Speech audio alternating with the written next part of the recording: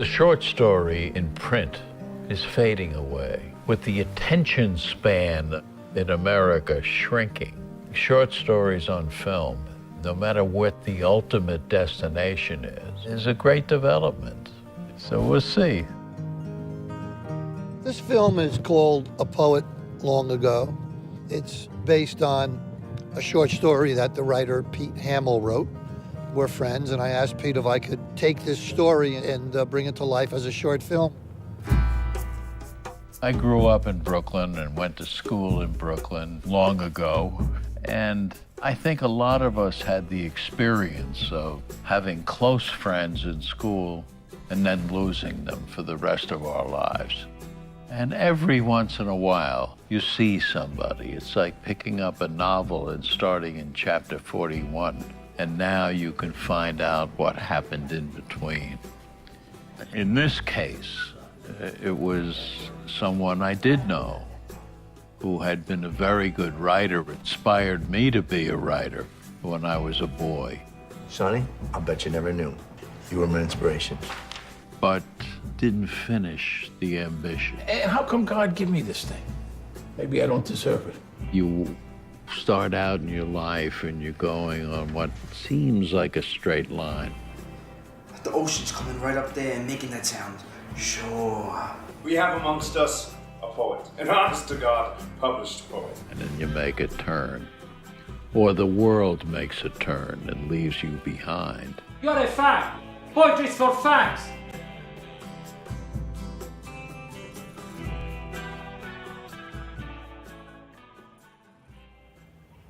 Pete Hamill is the ultimate storyteller.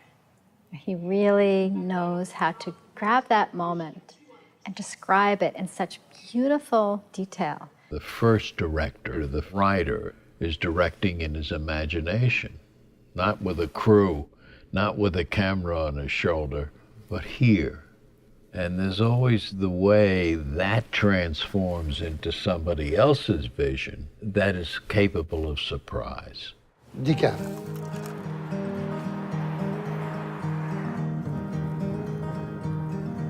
Bob has always loved Pete's work. There's something about this story that just hit home for him. I've scouted pretty much everything in Brooklyn that I need. I'm happy with that house because it's got character. The woman who lives there kept it really looking very 40s. Yeah, it's tiny. That's what's believable about it. Don't forget, we're not building sets. Those are locations. So the authentic locations are what they are, small. It's going to be a pain, people bumping into each other, but I've shot there before. Independent movie crews know how to work in the smallest places. Look. This is when the kid goes. So the kid can sit here. Father goes to the fridge. That is perfect. It's perfect. Director of photography is probably the most important.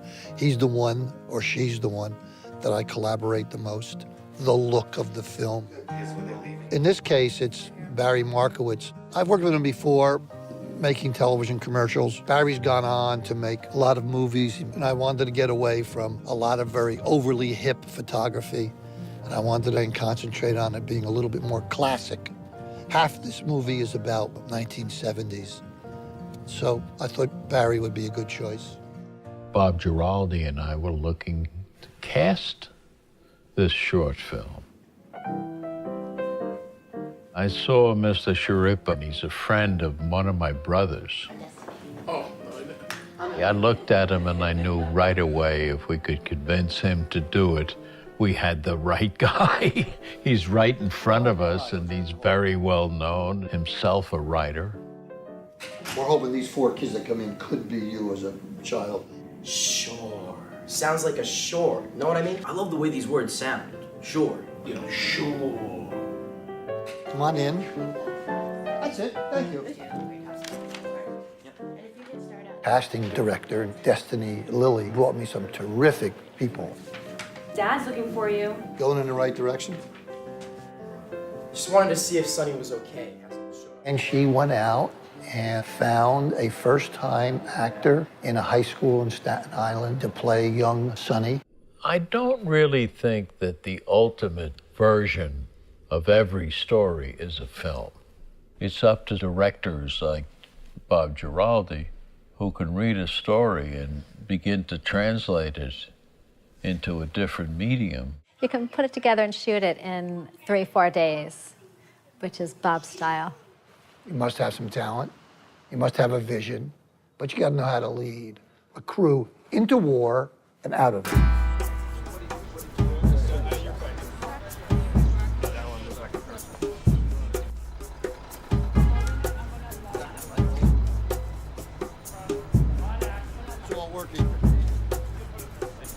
Particular story starts in a very familiar place, a traffic jam. All right, here we go.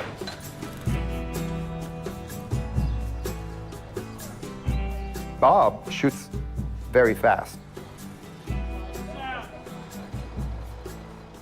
Luigi Commandatore is my partner in a production company, but I also love Luigi's talent as a cinematographer. He really has a great European eye. I was pretty aware of what Bob wanted, but then you gotta get it, you know.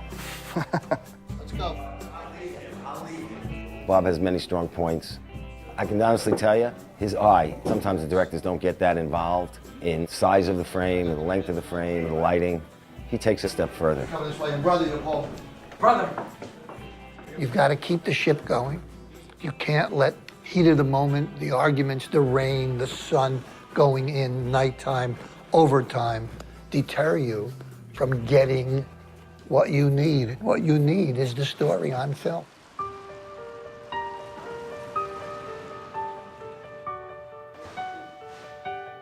The bulk of the story takes place in the coffee shop, but it really takes place in the past.